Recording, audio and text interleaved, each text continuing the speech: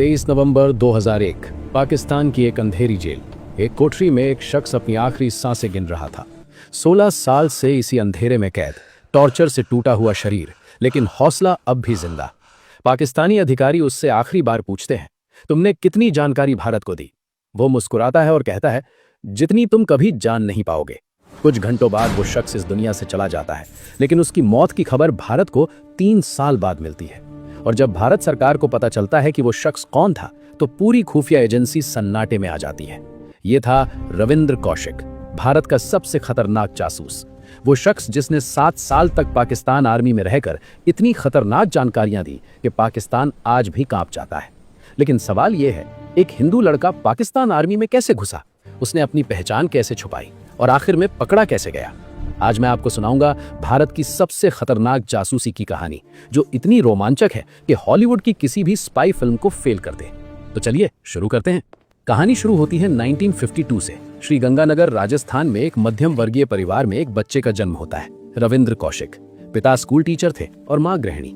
बचपन से ही रविंद्र बेहद तेज और साहसी थे। स्कूल में जब सब बच्चे क्रिकेट खेलते थे, रविंद्र देशभक्ति की किताबें पढ़ते थे। जब दोस्त फिल्में देखते, रविंद्र भगत सिंह और चंद्रशेखर आजाद की कहानियां सुनते।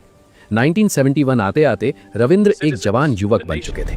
तभी भारत पाकिस्तान के बीच युद्ध छिड़ गया। पूरे देश में देशभक्ति की लहर थी। रविंद्र का दिल भी देश के लिए कुछ करने को मचल रहा था, लेकिन किस्मत को कुछ और ही मंजूर था। एक दिन रविंद्र को एक खास बुलावा आता है, दिल्ली में रॉ के ऑफिस में। जब वो वहां पहुंचते हैं तो सामने बैठे अधिकारी उन्हें ऊपर से नीचे तक देखते हैं। फिर एक सवाल पूछा जाता है, क्या तुम देश के लिए अपनी जान दे सकते हो? रविंद्र बिना सोचे जवाब देते हैं, जी सर, बिल्कुल। अधिकारी मुस्कुराते हैं और कहते हैं, तो फिर अपनी पहचान दो। रविंद्र समझ नहीं पाते। अधिकारी आगे कहते हैं, हमें तुम्हें पाकिस्तान भेजना है, लेकिन भारतीय के रूप में नहीं, पाकिस्तानी के रूप में। क्या तैयार हो? उस पल रविंद्र कौशिक की जिंदगी हमेशा के लिए बदल जाती है। लेकिन दोस्तों, एक हिंदू लड़के को मुस्लिम बनाना इतना आसान नहीं था। उसे सिर्फ उर्दू नहीं सीखनी थी, बल्कि एक पूरी जिंदगी जीनी थी। अगले 4 साल रविंद्र की जिंदगी की सबसे कठिन ट्रेनिंग शुरू होती है, और ये ट्रेनिंग किसी फिल्म से कम नहीं थी। 1972 से 1975 तक पूरे 4 साल रविंद्र कौशिक गायब हो जाते हैं। परिवार को भी नहीं पता कि वो कहाँ हैं। रॉ की एक गुप्त जगह पर रविंद्र की ट्रेनिंग शुरू होती है। लेकिन ये कोई सामान्य ट्रेनिंग नहीं थी, ये था एक पूरी पहचान का निर्माण। पहला कदम, उर्दू सीखना। सिर्फ बोलना नहीं, बल्कि सोचना भी उर्दू में। रविंद्र दिन रात उर्दू किताबें पढ़ते, उर्दू शायरी याद करते।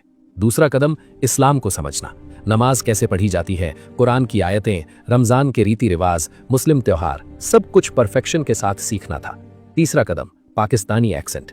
वो सिर्फ उर्दू नहीं, बल्कि लाहौर के अंदाज में बोलना सीखते हैं। पंजाबी लहजा, पाकिस्तानी गालियां, वहां के मुहावरे। चौथा कदम, एक नई जिंदगी। रॉ ने उनके लिए एक पूरी फर्जी बैकग्राउंड तैयार की। नाम नबी अहमद शकीर, जन्म स्थान लाहौर, पाकिस्तान। पिता अहमद शकीर, व्यापारी। कहानी 1947 में पार्टीशन के दौरान परिवार भारत से पाकिस्तान गया था। इतना ही नहीं, रॉ ने पाकिस्तान में फर्जी डॉक्यूमेंट्स बनवाए, स्कूल के रिकॉर्ड, जन्म प्रमाण पत्र, यहां तक कि एक फर्जी परिवार भी। लेकिन सबसे बड़ी चुनौती अभी बाकी थी। दोस्तों, अब तक तो सब ठीक था, लेकिन असली परीक्षा तब आने वाली थी जब रविंद्र को पाकिस्तान की धरती पर कदम रखना था। एक गलती, एक शक और सब कुछ खत्म। और वो पल आ ही गया। 1975 का साल। रविंद्र कौशिक अब नबी अहमद शकीर बन चुके हैं। दाढ़ी रखी हुई, पाकिस्तानी कपड़े, उर्दू पंजाबी लहजा परफेक्ट। एक रात अंधेरे में सीमा के पास रविंद्र आखिरी बार भारतीय धरती को देखते हैं। दिल में एक अजीब सी घबराहट, लेकिन चेहरे पर पूरा कॉन्फिडेंस। रॉ अधिकारी उनसे कहते हैं, याद रखना, उधर तुम भारतीय नहीं हो, अब तुम नबी अहमद शकीर हो। एक पल के लिए भी भूल गए तो जिंदा नहीं बचोगे। रविंद्र सर हिलाते हैं और फिर अंधेरे में गायब हो जाते हैं। कुछ घंटों बाद वो पाकिस्तान की जमीन पर हैं। पहले कुछ दिन लाहौर में बिताए, छोटे छोटे काम किए ताकि किसी को शक ना हो। फिर धीरे धीरे लोकल लोगों से दोस्ती बनाई। लेकिन असली प्लान तो कुछ और था। रविंद्र को पाकिस्तान आर्मी में घुसना था। लेकिन कैसे? तभी उन्हें एक खबर मिली, पाकिस्तान आर्मी में रिक्रूटिंग हो रही है। रविंद्र ने तुरंत अप्लाई किया। इंटरव्यू के दिन जब वो आर्मी ऑफिस पहुंचे तो सामने बैठे पाकिस्तानी अधिकारी ने पूछा, नबी अहमद शकीर, तुम आर्मी में क्यों ज्वाइन करना चाहते हो? रविंद्र ने बिना हिचके जवाब दिया, सर, मैं हिंदुस्तान से बदला लेना चाहता हूँ। 1947 में पार्टीशन के दौरान मेरे परिवार पर बहुत जुल्म हुए थे। मैं भारत को तबाह होते देखना चाहता हूँ। पाकिस्तानी अधिकारी मुस्कुराए। उन्हें लगा कि ये लड़का तो पक्का देशभक्त पाकिस्तानी है। और इस तरह रविंद्र कौशिक यानी नबी अहमद शकीर पाकिस्तान आर्मी में शामिल हो गए। लेकिन दोस्तों, अब असली खेल शुरू होने वाला था। अब सोचिए, एक भारतीय जासूस पाकिस्तान आर्मी की वर्दी पहने हुए, हर पल खतरा, हर पल मौत, एक गलती और सब कुछ खत्म। लेकिन रविंद्र कौशिक ने जो किया वो तो किसी फिल्म से भी ज्यादा खतरनाक था। पाकिस्तान आर्मी में शामिल होने के बाद रविंद्र की असली चुनौती शुरू हुई। वो रोज सुबह उठते, पाकिस्तानी सैनिकों के साथ ट्रेनिंग करते, उनके साथ खाना खाते, उनकी बातें सुनते, लेकिन दिमाग में हर वक्त एक ही सवाल, कैसे जानकारी इकट्ठा करूं और भारत तक पहुंचाऊं। शुरुआत में रविंद्र ने छोटी छोटी जानकारियां भेजी, किस यूनिट में कितने जवान हैं, कहां कहां वेपन स्टोर हैं, बॉर्डर पर कितनी सुरक्षा है। लेकिन रॉ को यह काफी नहीं था, उन्हें चाहिए थी टॉप सीक्रेट इंफॉर्मेशन। और रविंद्र ने अपनी चालाकी दिखाई। उन्होंने देखा कि पाकिस्तान आर्मी में तरक्की पाने के लिए सिर्फ वफादारी ही काफी नहीं, बल्कि स्किल्स भी चाहिए। रविंद्र पहले से ही एजुकेटेड थे, तेज दिमाग के थे। उन्होंने बेहद मेहनत की, ट्रेनिंग में हमेशा टॉप रहे, सीनियर्स को इंप्रेस किया और धीरे धीरे उनकी तरक्की होने लगी। 1977 में वो आर्मी में लांस नायक बने, 1979 में नायक, 1981 में उन्हें खास पोस्टिंग मिली सिग्नल्स इंटेलिजेंस यूनिट में। दोस्तों, ये वो यूनिट थी जहां पाकिस्तान की सारी गुप्त जानकारियां आती थी, भारत के खिलाफ प्लान बनते थे, सीक्रेट कोड्स, मैसेजेस, सब कुछ। रविंद्र कौशिक अब सोने की खान पर बैठे थे। अगले 2-3 साल में उन्होंने ऐसी ऐसी जानकारियां भारत को भेजी कि रॉ भी हैरान रह गया। जैसे पाकिस्तान की न्यूक्लियर प्रोग्राम की जानकारी, बॉर्डर पर पाकिस्तान के सीक्रेट बंकर्स की लोकेशन, पाकिस्तानी आर्मी के कम्युनिकेशन कोड्स, टेररिस्ट्स की ट्रेनिंग कैंप्स की डिटेल्स, भारत पर प्लान्ड अटैक्स की एडवांस इन्फॉर्मेशन। एक बार तो रविंद्र ने ऐसी क्रिटिकल इन्फॉर्मेशन दी कि भारत ने पाकिस्तान के एक बड़े अटैक को रोक दिया, हजारों भारतीय सैनिकों की जान बच गई। लेकिन दोस्तों, जितनी बड़ी सफलता उतना बड़ा खतरा भी, क्योंकि इस बीच पाकिस्तान की आईएसआई को शक होने लगा था। उन्हें लग रहा था कि कोई अंदर घुसा हुआ है, कोई जो भारत को जानकारी दे रहा है। और वो दिन दूर नहीं था जब रविंद्र कौशिक के चारों तरफ जाल कसने लगा था। दोस्तों, यहाँ एक बात बताना जरूरी है, रविंद्र कौशिक सिर्फ जासूसी नहीं कर रहे थे, बल्कि एक पूरी जिंदगी भी जी रहे थे। उन्हें पाकिस्तान में नॉर्मल दिखना था, इसलिए उन्होंने एक बड़ा फैसला लिया। 1979 में रविंद्र ने शादी कर ली। हाँ दोस्तों, एक पाकिस्तानी लड़की से, जिसका नाम था अमानत। अमानत को कुछ पता नहीं था कि उसका पति असल में कौन है। उसे लगता था कि नबी अहमद शकीर एक लॉयल पाकिस्तानी सैनिक है। रविंद्र को रोज सुबह उठकर अपनी पत्नी से प्यार से बात करनी पड़ती, घर का ख्याल रखना पड़ता, नॉर्मल पति की तरह बिहेव करना पड़ता। लेकिन रात को जब सब सो जाते, तब वो सीक्रेट मैसेजेस भारत भेजते। सोचिए कितनी मुश्किल होगी, एक तरफ अपनी वाइफ, दूसरी तरफ अपना मिशन। 1981 में उनकी एक बेटी भी हुई। अब रविंद्र एक पिता भी बन चुके थे। अपनी बेटी को गोद में लेते, उसे प्यार करते, लेकिन दिल में जानते थे कि ये सब झूठ है, ये जिंदगी उनकी नहीं है। लेकिन मिशन के लिए ये सब जरूरी था। अब तक रविंद्र कौशिक पाकिस्तान आर्मी में 7 साल पूरे कर चुके थे। 7 साल दुश्मन की वर्दी पहनकर, दुश्मन की भाषा बोलकर, दुश्मन की तरह जीकर। लेकिन दिल में अब भी वही भारतीय सैनिक धड़क रहा था। और फिर 1983 का वो काला साल आया, क्योंकि अब तक पाकिस्तान की आईएसआई को पक्का शक हो चुका था। उन्हें पता था कि कोई है जो अंदर से जानकारी दे रहा है, और अब वो हर किसी पर नजर रखने लगे थे। रविंद्र कौशिक के चारों तरफ जाल कसने लगा था। 1983 में पाकिस्तान की आईएसआई ने एक बड़ा ऑपरेशन शुरू किया। नाम था ऑपरेशन मोल हंट, यानी चूहा पकड़ो। हर सैनिक की बैकग्राउंड चेक की जाने लगी, हर आदमी पर नजर रखी जाने लगी, फोन कॉल्स रिकॉर्ड किए जाने लगे, लेटर्स चेक किए जाने लगे। रविंद्र को पता था कि खतरा बढ़ रहा है। उन्होंने भारत को मैसेज भेजा, situation critical, may need extraction soon, यानी हालात गंभीर हैं, जल्द निकाला पड़ सकता है। लेकिन रॉ ने जवाब दिया, hold position, inter to valuable, यानी अपनी जगह बने रहो, जानकारी बहुत कीमती है। रविंद्र समझ गए मिशन अभी खत्म नहीं हुआ, लेकिन किस्मत को कुछ और ही मंजूर था। एक दिन रविंद्र अपनी ड्यूटी पर थे, सिग्नल्स इंटेलिजेंस यूनिट में काम कर रहे थे। तभी अचानक 2 आईएसआई एजेंट्स वहां आए। उन्होंने कहा, नबी अहमद शकीर, तुम्हें हमारे साथ चलना होगा, कुछ सवाल पूछने हैं। रविंद्र का दिल तेजी से धड़कने लगा, लेकिन चेहरे पर कोई इमोशन नहीं आया। उन्होंने पूछा, क्या हुआ सर, मैंने कुछ गलत किया? आईएसआई एजेंट ने कहा, बस रूटीन चेकिंग है, चलो। रविंद्र को एक कमरे में ले जाया गया। वहां पहले से ही 3-4 आईएसआई ऑफिसर्स बैठे थे। इंटेरोगेशन शुरू हुई। तुम्हारा नाम क्या है? नबी अहमद शकीर। जन्म कहाँ हुआ? लाहौर। पिता का नाम? अहमद शकीर। 1947 में तुम्हारा परिवार कहाँ था? अमृतसर, भारत में। पार्टीशन के दौरान यहां आए। सवाल जवाब चलते रहे घंटों तक। रविंद्र ने हर सवाल का परफेक्ट जवाब दिया। आईएसआई ऑफिसर्स इंप्रेस्ड लग रहे थे। लेकिन तभी एक ऑफिसर ने एक सवाल पूछा जो रविंद्र की जिंदगी बदल देने वाला था। नबी, तुम्हारी मां का नाम क्या था? रविंद्र ने तुरंत जवाब दिया, फातिमा बीबी। ऑफिसर ने मुस्कुराते हुए कहा, झूठ, तुम्हारे डॉक्यूमेंट्स में तुम्हारी मां का नाम आयशा बेगम है। दोस्तों, वो एक छोटी सी गलती, लेकिन उसने सब कुछ खत्म कर दिया। रविंद्र समझ लेकिन गए, उन्होंने खेल हार नहीं खत्म। मानी। आखिरी दांव खेलने का वक्त आ गया था। रविंद्र ने खुद को संभाला और कहा, सर सॉरी, मैं नर्वस हो गया। माँ का नाम आयशा बेगम है, फातिमा मेरी दादी का नाम था। लेकिन आईएसआई ऑफिसर्स को शक हो चुका था। उन्होंने रविंद्र को वहीं रोक लिया। उनके घर पर रेड डाली गई, हर कोना छाना गया और फिर मिल गई एक छुपी हुई डायरी जिसमें कोड्स लिखे थे, सीक्रेट मैसेजेस, इंडिया से कॉन्टैक्ट के निशान। आईएसआई ऑफिसर्स की आंखें फटी की फटी रह गईं। ये भारतीय जासूस है। रविंद्र कौशिक को तुरंत अरेस्ट कर लिया गया। उन्हें एक डार्क सेल में डाल दिया गया। अगले कई दिनों तक टॉर्चर का सिलसिला शुरू हुआ। तुम्हारा असली नाम क्या है? रविंद्र चुप। किसने भेजा है तुम्हें? रविंद्र चुप। कितनी जानकारी दी है भारत को? रविंद्र चुप। इलेक्ट्रिक शॉक्स दिए गए, पानी में डुबोया गया, भूखा रखा गया, लेकिन रविंद्र कौशिक के मुंह से एक शब्द नहीं निकला। पाकिस्तानी ऑफिसर्स गुस्से में पागल हो गए। उन्होंने रविंद्र की वाइफ अमानत को बुलाया।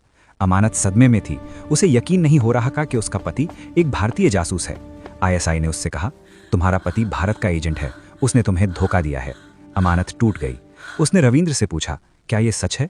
रविंद्र ने उसकी आंखों में देखा और पहली बार उनकी आंखों में आंसू आ गए। उन्होंने कहा, आई एम सॉरी, मैं तुम्हें धोखा नहीं देना चाहता था, लेकिन मेरा देश पहले आता है। अमानत वहां से रोती हुई चली गई, अपनी बेटी को लेकर। रविंद्र ने अपनी बेटी को आखिरी बार देखा। वो जानते थे शायद फिर कभी नहीं देख पाएंगे। 1985 में रविंद्र कौशिक का ट्रायल शुरू हुआ पाकिस्तान की मिलिट्री कोर्ट में। चार्जेस लगाए गए एस्पियोनाज यानी जासूसी, ट्रीजन यानी देशद्रोह, spying for enemy nation. Prosecution ने सबूत पेश किए, डायरी, सीक्रेट कोड्स, इंडिया से मैसेजेस। जज ने पूछा, नबी अहमद शकीर या जो भी तुम्हारा नाम हो, क्या तुम गिल्टी हो? रविंद्र ने सीधे खड़े होकर कहा, मेरा नाम रविंद्र कौशिक है, मैं भारतीय हूं और मैंने अपने देश के लिए जो किया उस पर मुझे गर्व है, मैं गिल्टी हूं। पूरा कोर्ट रूम सन्नाटे में आ गया। जज ने फैसला सुनाया, मौत की सजा। लेकिन फिर कुछ हुआ। भारत सरकार ने इंटरनेशनल प्रेशर बनाया, यूएन में मामला उठाया गया, पाकिस्तान पर दबाव बढ़ने लगा। आखिरकार डेथ सेंटेंस को लाइफ इंप्रिजनमेंट में बदल दिया गया। लेकिन दोस्तों, ये कोई राहत नहीं थी, क्योंकि पाकिस्तान की जेलों में डेथ से भी बदतर चीजें होती हैं। अगले 16 साल रविंद्र कौशिक के लिए जिंदा नर्क बन गए। एक अंधेरी कोठरी, सीलन, सड़ांध, अकेलापन और सबसे बुरा, भारत की खामोशी। 1985 से 2001 तक 16 साल रविंद्र कौशिक पाकिस्तान की मियांवाली जेल में कैद थे। हर रोज टॉर्चर, हर रोज अपमान, हर रोज तन्हाई। उन्होंने भारत सरकार को कई लेटर्स लिखे, रेड क्रॉस के थ्रू मैसेजेस भेजे, प्लीज मुझे निकालो, मैंने अपना सब कुछ देश को दिया है। लेकिन कोई जवाब नहीं आया। भारत सरकार ने उन्हें भुला दिया। रॉ ने मुंह मोड़ लिया। क्यों? क्योंकि अगर भारत ऑफिशियली मानता कि रविंद्र कौशिक उनका स्पाई था तो डिप्लोमैटिक संकट हो जाता। इसलिए सरकार ने चुप्पी साध ली। 16 साल तक रविंद्र ने इंतजार किया, उम्मीद रखी कि एक दिन उनका देश उन्हें वापस बुलाएगा, लेकिन वो दिन कभी नहीं आया। उन 16 सालों में रविंद्र का शरीर टूट गया। टॉर्चर की वजह से उनकी हड्डियां कमजोर हो गईं, आंखों की रोशनी जाने लगी, लेकिन उनका हौसला अब भी जिंदा था। जेल में उन्होंने कई पाकिस्तानी कैदियों को पढ़ाया, उर्दू शायरी लिखी, अपने अंदर के दर्द को शब्दों में उतारा। एक शायरी उन्होंने लिखी थी, वतन ने भुला दिया, दुश्मन ने सताया, फिर भी दिल में तिरंगा लहराया। नवंबर 2001 रविंद्र कौशिक की हालत बेहद खराब हो चुकी थी। दिल की बीमारी, सांस की तकलीफ, कमजोर शरीर। एक रात उन्हें तेज दर्द हुआ। गार्ड्स को बुलाया, लेकिन किसी ने ध्यान नहीं दिया। 23 नवंबर 2001 की रात रविंद्र कौशिक ने आखिरी सांस ली, अकेले, अंधेरे में, अपने ही देश से दूर। पाकिस्तान ने उनकी बॉडी को मियांवाली के एक गुमनाम कब्रिस्तान में दफना दिया। कोई अंतिम संस्कार नहीं, कोई तिरंगा नहीं, कोई सलामी नहीं। लेकिन दोस्तों, कहानी यहां खत्म नहीं होती, क्योंकि भारत सरकार को रविंद्र कौशिक की मौत की खबर 2004 में मिली। हाँ, 3 साल बाद 2004 में रेड क्रॉस के थ्रू भारत को इन्फॉर्म किया गया कि रविंद्र कौशिक की मौत 2001 में हो चुकी है। जब ये खबर आई तो पूरे रॉ में सन्नाटा छा गया। ऑफिशियल्स को यकीन नहीं हो रहा था। उन्होंने फाइल्स चेक की, रिकॉर्ड्स देखे। पता चला कि रविंद्र कौशिक ने 7 साल तक पाकिस्तान आर्मी में काम किया था। उन्होंने ऐसी जानकारियां दी थीं जिनसे कई टेररिस्ट अटैक्स रुके, हजारों भारतीय सैनिकों की जान बची, पाकिस्तान की न्यूक्लियर प्रोग्राम की क्रिटिकल इंटेल मिली। रविंद्र कौशिक ने अपनी पूरी जिंदगी देश को दे दी, लेकिन देश ने उन्हें भुला दिया। रॉ के कुछ रिटायर्ड ऑफिसर्स शर्मिंदा थे। उन्होंने मीडिया को सीक्रेटली जानकारी दी। धीरे धीरे रविंद्र कौशिक की कहानी बाहर आने लगी। 2008 में पहली बार पब्लिकली उनकी स्टोरी को रिकॉग्नाइज किया गया।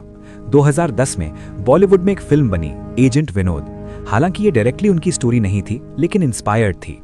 2015 में एक किताब छपी, द ब्लैक टाइगर। और फिर 2018 में भारत सरकार ने ऑफिशियली रविंद्र कौशिक को कीर्ति चक्र पोस्टमसली से सम्मानित किया। लेकिन ये सब उनकी मौत के 17 साल बाद। दोस्तों, आज रविंद्र कौशिक हमारे बीच नहीं है, लेकिन उनकी कहानी हमें एक सबक देती है। देशभक्ति सिर्फ झंडा लहराना नहीं होता, देशभक्ति होती है अपनी पहचान छोड़ देना, अपना परिवार छोड़ देना, अपनी जिंदगी देश के नाम कर देना। रविंद्र कौशिक ने ये सब किया और बदले में उन्हें मिला सिर्फ अंधेरा।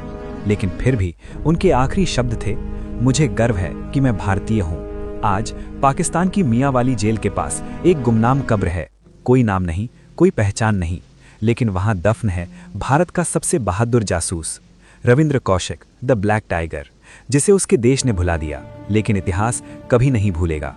दोस्तों, अगर ये कहानी आपको पसंद आई हो तो वीडियो को एक लाइक जरूर करें और चैनल को सब्सक्राइब करना ना भूलें, क्योंकि ऐसी ही सच्ची और रोमांचक कहानियां हम हर हफ्ते लाते रहेंगे। तब तक के लिए जय हिंद।